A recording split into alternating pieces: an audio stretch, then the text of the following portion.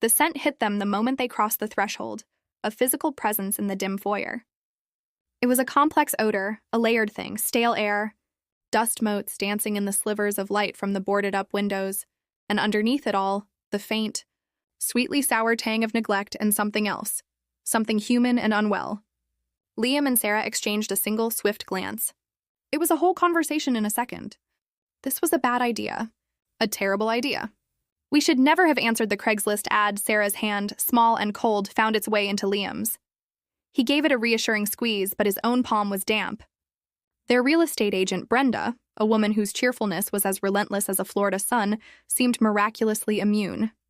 "Now you just have to look past the current condition," she chirped, her voice echoing in the empty space. "The bones are here, guys. Original 1920s craftsman bones. And that price per square foot in the Alphabet District? You will not see this again." They followed her on unsteady feet, their sneakers whispering against grit-covered hardwood. The living room was a cave of shadows. The dining room a repository for stacked newspapers that dated back to a different presidency. This was more than a fixer-upper. It felt like a tomb. Buying it was an impossibility, a notion so far-fetched it was almost funny. Even for a price that made Liam, a pragmatic accountant, run the numbers 3 times in disbelief. But then they moved toward the back of the house, down a short, dark hallway. The unpleasant odor intensified, becoming more specific, more personal. Brenda's chatter faltered for the first time. Now, the seller did mention that his father is unwell and still resides in the home. We'll just be quick. She pushed open a door and the world shifted. The room was stifling, the air thick and medicinal. In a hospital bed that dominated the small space lay an old man. He was so thin the shape of his skull was visible beneath a parchment-like layer of skin. A single bare bulb hung from the ceiling, casting a harsh light on the scene. A half-empty glass of water with a bent straw sat on a nightstand coated in a fine layer of dust. And standing over him, his back to them, was a middle-aged man with a tense, angry set to his shoulders. He was whispering, but the words weren't gentle. They were sharp, hissed rebukes. A burden. Have to do this. No choice. Liam felt a hot wave of nausea. Sarah's grip on his hand became vice-like. This wasn't just a dirty house. It was a heartbreaking one. The man at the bedside, the son, the seller, turned, and his face was a mask of strained politeness. "Just giving Dad his medicine," he said, his voice too loud. That was their cue.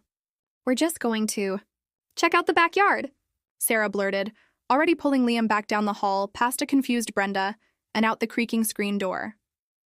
The spring air in the overgrown garden was so clean, so sweet, it felt like a baptism. They stood on a patch of weedy lawn, gulping it in. "Liam, no," Sarah said, her voice trembling. We just can't. That poor man in there, it's inhumane." "I know." Liam ran a hand through his hair. "I know." God, what a situation. He was the numbers guy, always weighing risk and reward. The reward here, on paper, was astronomical. This house, in this neighborhood, even in this condition, was a lottery ticket. But the human cost? Let's just get through the tour, be polite, and get out of here. We'll tell Brenda it's not for us. They leaned against each other, 2 28-year-olds feeling the weight of a world they were still trying to understand. They'd been high school sweethearts in a small Oregon town, saved every dime through college, and now, married for a year, were facing the brutal reality of the Portland housing market. This house was a siren's call, a chance to actually own something, to put down roots. But at what price? They went back inside, their decision made. They would walk away. But as Brenda finished her pitch and the son, whose name was Mark, looked at them with a kind of weary expectation, Liam felt a strange compulsion. "The price," Liam started, his professional demeanor clicking into place. "It's very aggressive. May I ask why?" Mark's face tightened. "I have a job opportunity in Houston. I need to leave. Soon." His eyes flickered toward the back bedroom. "The situation here, it's untenable. I'm not a nurse. I have my own life to live." It was then that he dropped the bombshell. So casually, it took a moment for the words to land. "Just so we're clear," Mark said, crossing his arms. "The sale includes my father, Arthur. He stays. The doctors give him 6 months, maybe less. It's just a matter of time. You'd be doing him a kindness, letting him see it through in his own home." The silence in the dusty living room was absolute. Liam could hear the hum of the old refrigerator from the kitchen. You can't be serious, Sarah finally whispered, her face pale. You can't sell a house with a person in it? That's not legal. It's not moral. Mark shrugged, a gesture of profound detachment. The title will be clear. The house will be yours. He's bedridden. He's no trouble. You just need to endure it. He wasn't asking. He was presenting a grim, take-it-or-leave-it reality. He wasn't looking for caregivers. He was looking for inheritors of his problem. They refused. Politely, firmly, they walked out of that house, down the cracked concrete path, and didn't look back until they were inside their beat-up Honda Civic. The engine turned over, a familiar, comforting sound. They drove in silence for 2 blocks before Liam pulled over, his hands shaking on the wheel. I feel sick, he said. For Arthur. That his own son could just discard him like that. But the house, Sarah said, her voice thick with unshed tears. Liam, it was our chance. Our only chance. She stared out the window at the beautiful, manicured homes they could never afford. What are we going to do? Live in that one-bedroom apartment forever? Liam looked at her, at the fierce hope and profound disappointment warring in her eyes. He thought of Arthur alone in that dark, stuffy room. He thought of Mark, already mentally in Texas. And then he thought about what kind of people they wanted to be. Were they the kind who walked away from a heartbreaking situation for a good investment? Or were they the kind who walked into one? He put the car in drive, made a U-turn. Where are we going? Sarah asked, startled. Back, Liam said, his voice firm with a newfound resolve. We're not buying a house, Sarah. We're adopting a grandfather. This next section expands on the immediate aftermath and the involvement of Sarah's mother. The look on Mark's face when they knocked on the door, which he'd already locked, was one of pure astonishment, quickly followed by shrewd calculation. He saw them not as rescuers, but as suckers. The paperwork was a whirlwind.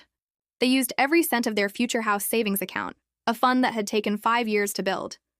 They signed a mountain of documents, including a hastily drafted and legally dubious caretaker agreement that Mark insisted upon. When they got the keys, the reality was terrifying. They stood in the empty, silent living room, the magnitude of their decision settling on them like a physical weight. Arthur was in the back, and they were now responsible for him. The first thing Sarah did was call her mother, Helen. A retired ICU nurse, Helen had seen everything. But even she was silent for a long moment after Sarah, her voice cracking, explained the situation. Mom, I know it's crazy, but we couldn't leave him. You should have seen him. He was just left. Helen let out a long, slow breath. You too, she said, a world of emotion in those 2 words. You have more compassion than common sense, but that's not always a bad thing. I'm packing a bag. I'll be there in 3 hours. Those 3 hours were the longest of their lives. They tentatively approached Arthur's room. He was awake, his eyes, a pale, watery blue, wide with fear and confusion. Hi, Arthur, Sarah said softly, standing in the doorway. My name is Sarah. This is my husband, Liam. We bought the house. The old man's eyes darted between them. He tried to speak, but it came out as a dry cough. We're not here to hurt you, Liam added, his voice gentle. We're here to help. Is that okay? A single, frail tear traced a path through the wrinkles on Arthur's cheek. He gave the smallest of nods. That was the start. When Helen arrived, she took charge with a quiet, no-nonsense efficiency that immediately calmed everyone. She didn't see a burden. She saw a patient. She assessed Arthur, cleaned him with a gentle, professional touch, and changed his soiled sheets. She sent Liam to the store with a list. Nutritional shakes, soft foods, sensitive skin soap, lotion, fresh pillows. While Helen tended to Arthur, Liam and Sarah began the work of reclaiming the house. They ripped down the boards from the windows, and sunlight, real sunlight, flooded the rooms for the first time in years, illuminating the swirling dust. They opened every window, letting the fresh Portland air sweep through the place. They filled trash bags with years of accumulated junk. The physical labor was a release for the emotional turmoil. Days turned into weeks. A routine established itself. Helen stayed, moving into the spare room, her steady presence a godsend. Liam learned how to help Arthur do the gentle exercises the visiting nurse prescribed. Sarah, who worked from home as a graphic designer, would sit with Arthur in the afternoons, reading him articles from the newspaper or just talking about her day. Slowly, miraculously, Arthur began to change. The hollows in his cheeks filled out from the nutritious meals Helen prepared. The fearful look in his eyes was replaced by a quiet, watchful curiosity. One afternoon, as Sarah was reading him a story about the local baseball team, he spoke, his voice a rusty whisper. I saw Willie Mays play once. At Seal Stadium. Sarah stopped reading, her heart leaping. It was the first unsolicited thing he'd ever said to her. You did? What was it like? A ghost of a smile touched his lips. He was like poetry in cleats. It was a breakthrough. After that, he began to talk more. He told them about meeting his wife, Eleanor, at a USO dance during the Korean War. He described the pain of losing her to cancer 10 years ago. He talked about his work as a carpenter, pointing out the crown molding in the living room that he had installed himself. The house was no longer just a structure. It was a living scrapbook of his life. The story deepens, exploring the emotional bonds and the final confrontation with the past. One evening, about 3 months in, they managed to get Arthur into a wheelchair and out onto the newly rebuilt back deck. It was a warm summer night and fireflies dotted the garden they had painstakingly restored. Arthur sat, wrapped in a blanket, a contented silence settling over them all. He looked from Liam to Sarah to Helen, his eyes shining in the twilight.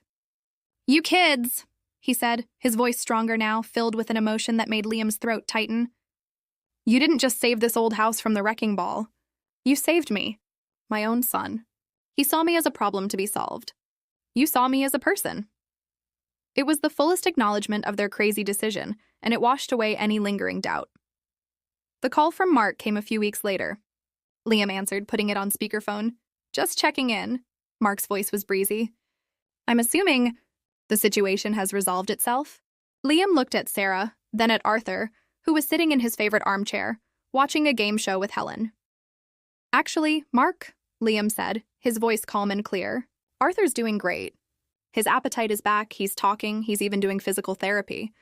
The nurse says he's making remarkable progress. The silence on the other end of the line was profound. Then a sputtered, What?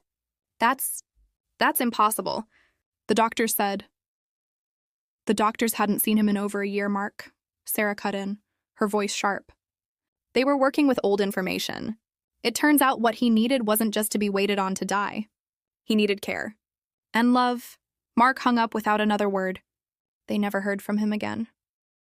Arthur lived for 2 more years in that house. They were good years. He saw Liam get a promotion. He helped Sarah pick out paint colors for the nursery when they found out she was pregnant. He held their daughter, little Eleanor, named for his late wife, and told her she was the most beautiful thing he'd ever seen, next to her grandmother. He passed away peacefully in his sleep, in his own bed, in the house he loved, surrounded by the family he found in the most unexpected of ways. At the funeral, a small, quiet affair, the minister spoke of second chances and unexpected blessings. Liam held Sarah's hand and looked around at their home, now filled with light and life and the gurgles of their baby daughter. The bungalow was never just a great real estate deal.